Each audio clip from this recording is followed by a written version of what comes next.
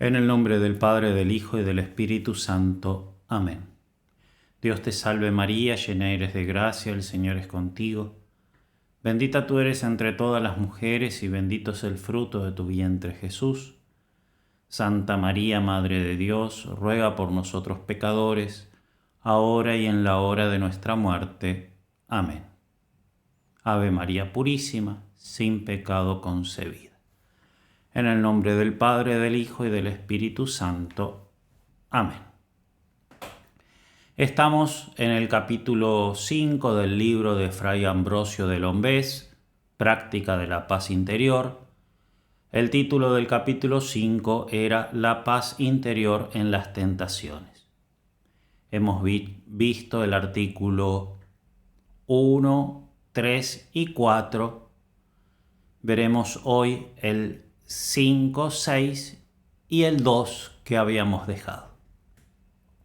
Bien, artículo 5. Seguridad interior en las tentaciones contra la fe. Las tentaciones contra la fe tienen una particular fuerza porque justamente es la fe la que nos permite vencer las tentaciones. En modo tal que justamente en esta tentación la herramienta que tenemos para vencerla es la que está siendo probada. Es además un tipo de tentación en donde la tentación y el consentimiento son más difíciles de distinguir.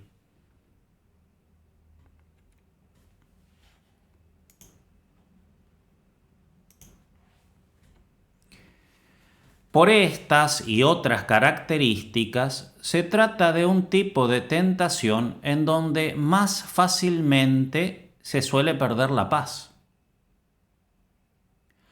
Algunos aconsejan para vencer este tipo de tentaciones someterse ciegamente a las verdades reveladas.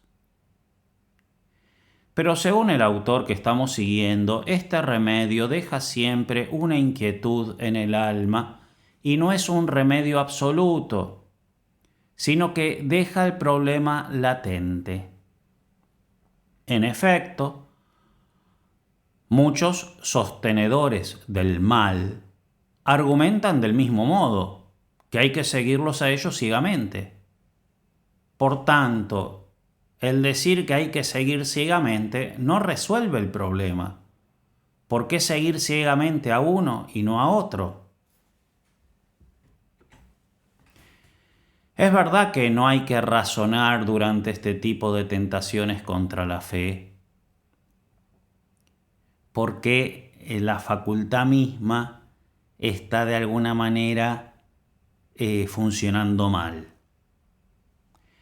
Pero también hay que saber prevenir estas tentaciones mediante serias reflexiones acerca de lo que creemos y de los motivos que tenemos para creer. Entonces, cuando no estoy todavía en la tentación, hay que reflexionar mucho.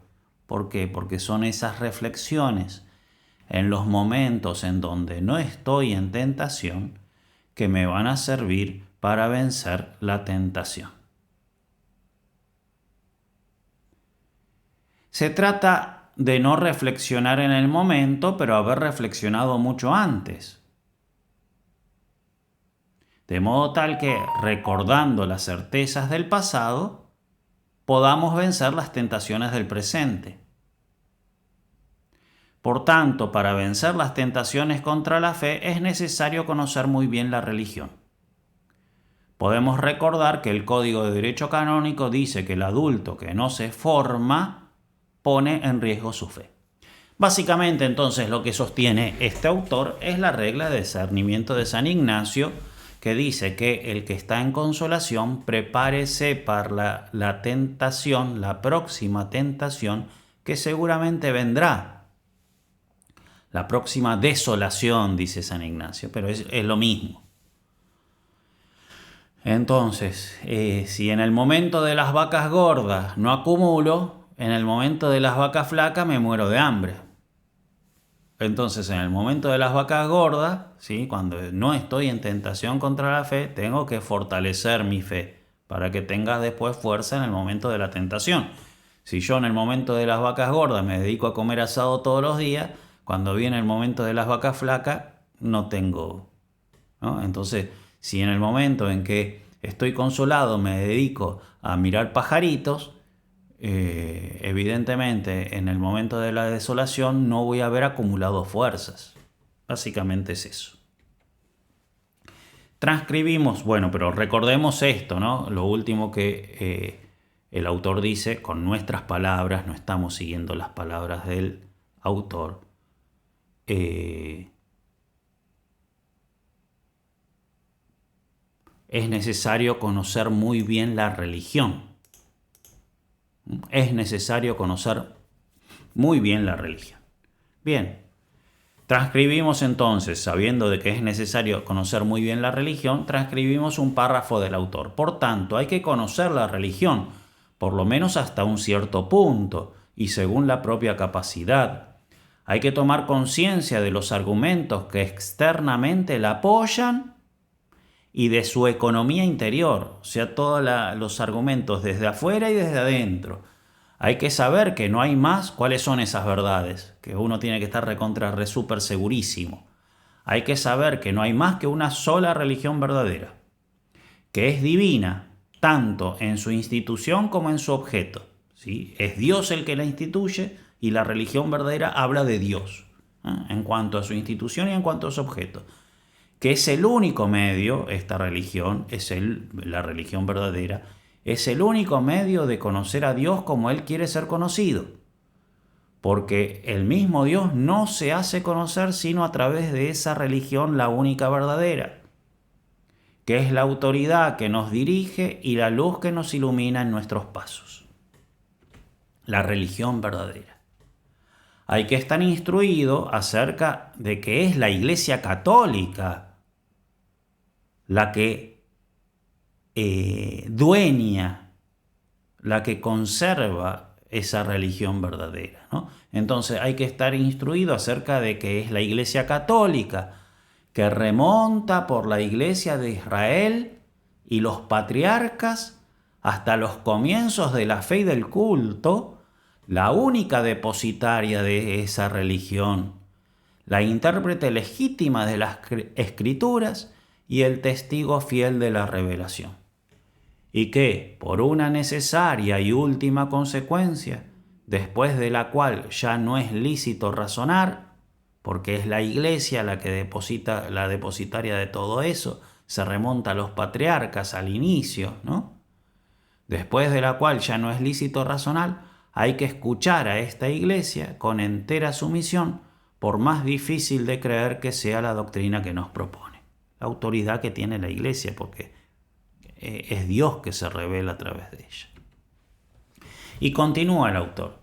Si a alguno le parece que es hacer razonar demasiado a los simples fieles, ¿cómo le vas a decir todo eso a los simples fieles que son tan rudos?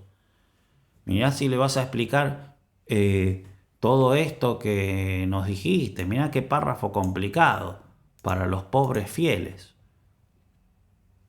Bien, el autor dice, si a alguno le parece que es hacer razonar demasiado a los simples fieles, que advierta que quien no es llevado, al menos implícitamente, a través de estas etapas, a creer por todos estos razonamientos que están acá, el que no es llevado, al menos implícitamente, por todos estos razonamientos, a creer en la santa doctrina, a menudo cree sin saber por qué. Y por así decirlo, al azar. Y porque le tocó justo esos papás, porque justo nació en ese país, pero al azar. No tiene fundamentada su fe. Bien, no tiene fundamentada su fe el que no afirma todas estas cosas. Y si no tiene fundamentada su fe, ¿a qué tentaciones no va a estar sujeto? Bien, entonces es necesario una fe bien formada y fuerte. Se trata entonces de investigar y de estudiar y de profundizar y de hacerse preguntas sin poner en duda la fe, ¿no? investigar, estudiar, profundizar y hacerse preguntas en los momentos en donde la fe está fuerte. ¿Para qué? Para fortificarla, para solidificarla, para conseguir una fe sólida. Y en el momento de la tentación, cuando no estamos en condiciones de poder ver con claridad, recordar que las actuales dudas habían sido bien respondidas en el pasado. Una de las cosas que tenemos que descubrir es cómo todos los principios de la fe están absolutamente encadenados unos con otros, de modo tal que cuando nos viene la tentación en uno de ellos, debemos saber que si consideramos falso ese principio, caerán todos los demás. Bien. Entonces, dudo de la divinidad de Jesucristo y tengo que dudar entonces de la veracidad de Dios, que lo prometió a lo largo de tantas profecías. Bien. Y así todo. Dudo de la presencia de Jesús en el Santísimo Sacramento. Tengo que dudar de las palabras de Jesús. Tengo que dudar de la sabiduría de la Iglesia. Y en fin, están todas súper encadenadas, de modo tal de que si cae una, caen todas las otras. De modo tal de que las fuerzas de una me tienen que ayudar a la fuerza de las otras. Considero, esto es algo personal, que esto de ver que todas están entrelazadas estas verdades, hay que verlo también con mucha fuerza. Este entrelazamiento de verdades hay que verlo también con mucha fuerza en las verdades que son alcanzables por la razón, pero tan difíciles de ser alcanzadas que no en todo momento las vemos con claridad. Es verdad que la existencia de Dios lo puede alcanzar la razón, y probablemente yo lo he alcanzado con mi razón. Es verdad que la inmortalidad del alma se puede alcanzar con la razón, y probablemente yo lo he alcanzado. Pero ¿qué pasa? Son verdades muy difíciles. Y hay veces que mi inteligencia está más cansada, menos cansada, tiene más fuerza, tiene menos fuerza, veo mejor, no veo tan bien. De modo tal de que las mismas verdades alcanzables por la razón, que yo he alcanzado con mi razón, tal vez no, porque no es alcanzable por todo el mundo, pero que yo mismo he alcanzado con mi razón, tal vez en este momento mi razón no puede, porque está cansada, está media dormida, está anda a saber qué, ¿no? Y entonces tenemos que recordar que todas esas verdades que alcancé con mi razón y que son alcanzables por la razón, están todas relacionadas entre sí, todas encadenadas, de modo tal de que tal vez ahora yo tengo fuerza para ver una y no la otra, pero están encadenadas de modo tal de que si no es verdad la que yo ahora no puedo ver, me cae la que yo ahora sí puedo ver. Y entonces tengo que, con ese encadenamiento de verdades, mantener firme también incluso la fuerza de la razón. Así, por ejemplo, debemos ser capaces de ver la necesaria conexión entre la existencia de Dios y la moralidad de los actos. Porque evidentemente la moralidad de los actos tiene sentido, una cosa se puede decir buena o humana, realmente no por costumbre y cultura, yo qué sé, estornudar sin taparse la boca es malo, es mala educación. Eso es cultura y nada más que cultura. Entonces se le puede dar a todos los principios morales un valor meramente cultural, como hay veces que se dice, la monogamia es cultural, ¿no? Es el uso de la sexualidad bien entendido y bueno, es algo meramente cultural, es la cultura que te lo impuso, te tenés que liberar de eso, ¿no? Entonces no, hay que saber que son verdades y que justamente la moralidad de los actos tiene sentido. ¿Por qué? Porque no es cultural, sino que hay un fin objetivo a los cuales esos actos te llevan. Y que es el fin objetivo, porque es el bien. Y el bien en sí mismo. De modo tal de que fíjense cómo la existencia de Dios y la moralidad de los actos, con valor objetivo y no meramente cultural, son dos verdades que están muy relacionadas entre sí. Están totalmente ligadas. De modo tal de que si ahora veo claramente la moralidad de los actos, pero no llego a ver la existencia de Dios, tengo que decir, no puede ser que Dios no exista, porque si no me cae toda la moral y yo puedo matar a cualquiera sin ningún escrúpulo. Y si yo tengo, a su vez, ahora no veo bien el tema cultural u objetivo de la moralidad de los actos, tengo que decir, no, pero tiene que ser objetivo, porque si no, ¿cómo se va Dios?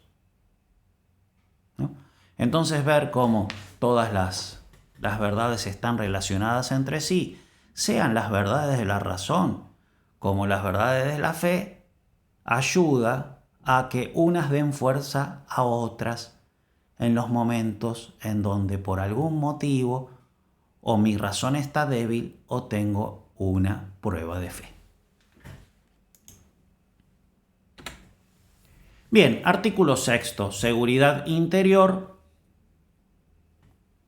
en las tentaciones contra la esperanza. Se trata de otro tipo de tentación que por su naturaleza son muy favorables a quitar la paz en el alma. La falta de esperanza transforma la visión de muchas realidades espirituales, quitando así la paz en muchísimos ámbitos. Por ejemplo, para poner ejemplos, el temor de Dios sin esperanza se transforma en un tormento. Y entonces te quita la paz. Fíjense cómo la falta de esperanza cambia la realidad que nosotros percibimos de lo que es el temor de Dios. Y entonces, lo que en un momento es una ayuda, gracias, Dios mío, ¿no? de este santo temor que me da fuerza para no pecar, se transforma en un tormento. El consuelo que antes se buscaba ordenadamente en Dios, con la falta de esperanza, va a buscar otras fuentes. Y entonces, si vos no tenés esperanza, en vez de buscar tu consuelo en Dios, lo vas a buscar en amistades particulares. E incluso pueden ser peligrosas, gravemente peligrosas para la moral. Además, esta tentación de la esperanza tiene la particularidad que muchas veces no se presenta como tentación, o al menos no la percibo como tal, sino como realidad. No percibo como tentación el pensar de que mis pecados no tienen perdón, sino que lo percibo como realidad. Es una tentación que se oculta tan bien. Cuando yo digo matar a una persona, me doy cuenta que es una tentación, aunque es fuerte. Estoy poniendo un ejemplo tonto. Pero lo percibo como tentación por más fuerza que tenga. En cambio, en estos tipos de tentaciones, muchas veces la tentación se disfraza como realidad, no como tentación. Es una super mentira, ¿no? Porque hay veces que la tentación miente, siempre miente, pero miente no disimulando que es tentación o no, sino miente diciendo que te va a dar una felicidad que en realidad no te la da. En cambio acá, la mentira, un elemento de la mentira es presentarse como realidad. Evidentemente debemos hacer discernimiento de espíritu y darnos cuenta de que si no se entristece debe venir del diablo. Para eso están las reglas de discernimiento, ¿no? Pero hay que aplicarlas para darse cuenta de que esto no es de Dios, es del diablo. Y entonces no tengo que hacerle caso. ¿Por qué? Porque estoy triste con esto. Hay que decir, por tanto, que la realidad es absolutamente diferente a lo que esta tentación presenta, porque viene del diablo y me está mintiendo. Bien, la esperanza se fundamenta en la fe. Por tanto, manteniendo firme la fe, la esperanza no corre riesgos. Toda falta de esperanza de alguna manera está vinculada con alguna falta de fe. Por ejemplo, si yo no tengo esperanza en el perdón de mis pecados y la fe del poder de la gracia. Elementos que ayudan evidentemente a la esperanza son la persuasión del amor de Dios, el poder de su gracia, la eficacia de la sangre de Cristo, el poder de los sacramentos, etc.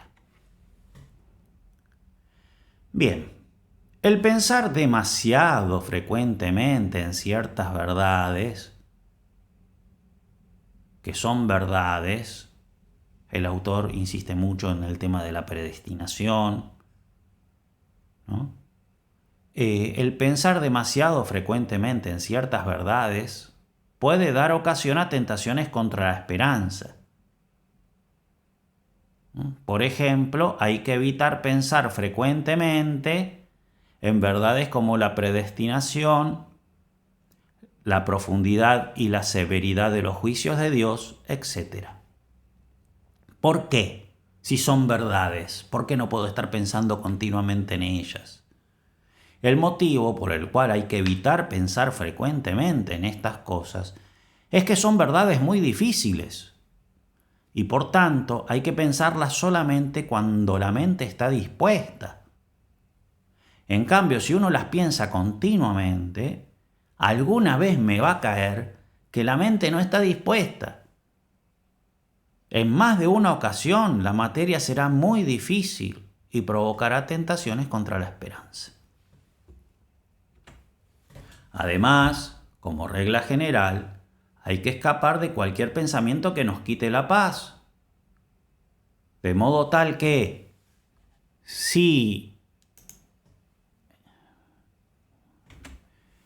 en este momento el pensar en una verdad de fe me quita la paz, no es el momento para pensar en ella, por más que sea verdad. Por más que sea verdad. Si en este momento me quita la paz, sí, pues también en eso hay muchísimos ejemplos de verdades que hay veces que no hay que pensarlas, por más que sea verdad, que tiene que ver que sea verdad, pero en este momento no me conviene. También todas las criaturas son buenas, pero en este momento esta criatura no me conviene, es el tanto cuanto. Entonces esto pasa también con el pensamiento de verdades. Si hay una verdad que por más que sea verdad me quita la paz, no es el momento de pensarla. Otro remedio. La práctica del bien es una de las cosas que suele servir para luchar contra este tipo de tentaciones y para devolver la paz que se pierde en esas tentaciones. En este tipo de tentaciones la práctica del bien ayuda mucho más que la reflexión. Entonces, en vez de reflexión, anda a practicar la caridad. Y vas a ver cómo te vuelve la esperanza. Y si querés reflexionar, dice el autor, las reflexiones que suelen servir son más bien las que nacen del corazón. Es mejor reflexionar sobre el amor de Jesús, viendo lo que Él ha sufrido por nosotros, y no tanto hacer reflexiones abstractas en las cuales el demonio nos puede engañar fácilmente. Entre comillas, porque son frases del autor, la devoción a la Santísima Virgen es singularmente un gran recurso en las tentaciones contra la esperanza. Es un poderoso medio de salvación, una fuente fecunda de toda suerte de bienes, e incluso una señal de predestinación, según San Anselmo y muchos otros padres de la Iglesia. Es muy útil durante esos momentos de tormento y de turbación recurrir a María, pero de una manera sencilla, afectuosa y llena de confianza, pronunciando su nombre, mirando su imagen.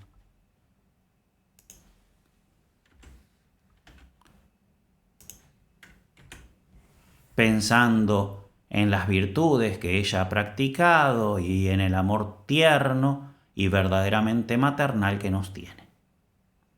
Esta confianza en la Virgen tiene que ser tal que pueda superar incluso los desánimos y las faltas de esperanza que nos vienen por nuestras mismas faltas.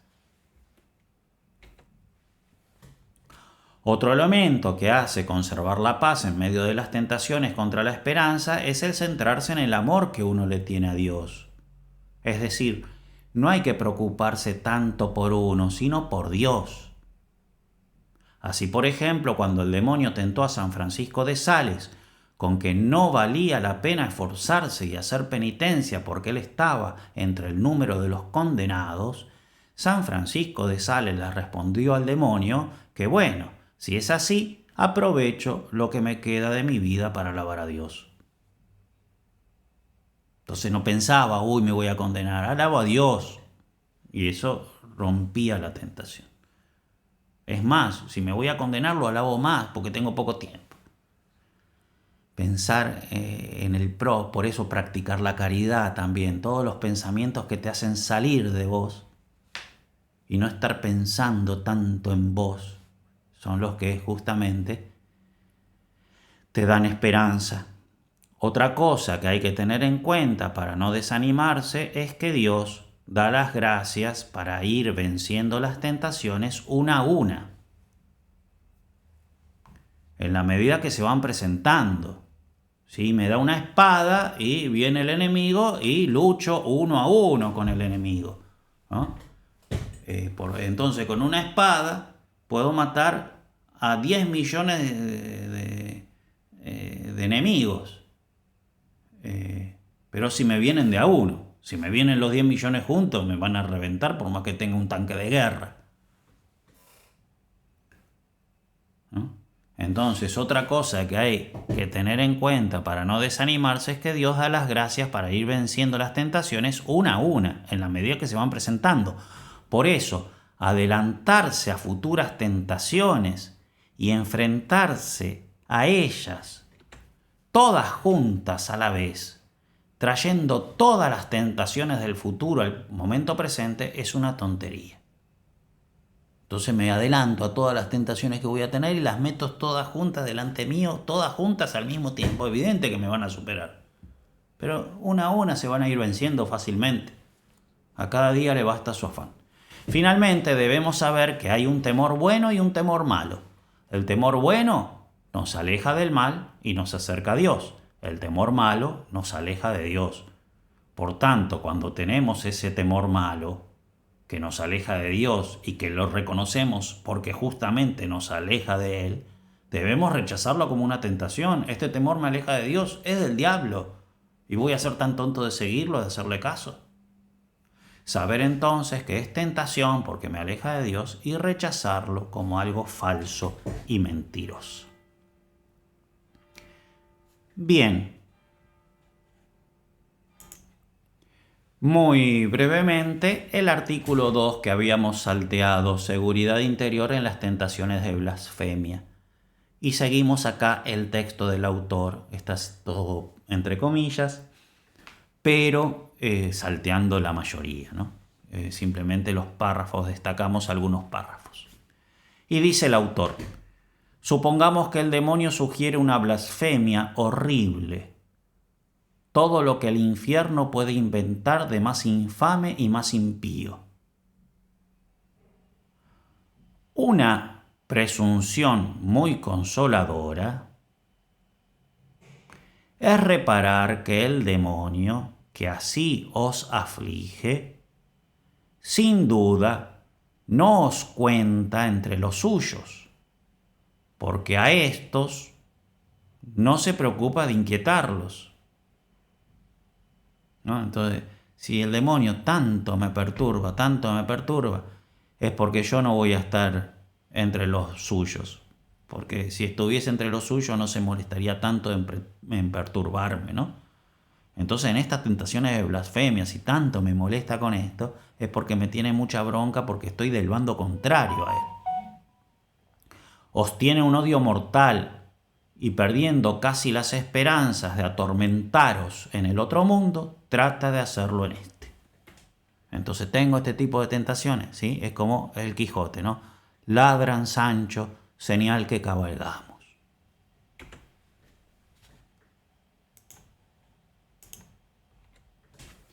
Desde que el Hijo de Dios hecho hombre ha sido tentado del más enorme de todos los crímenes que es el de adorar al demonio y reconocerlo como Dios.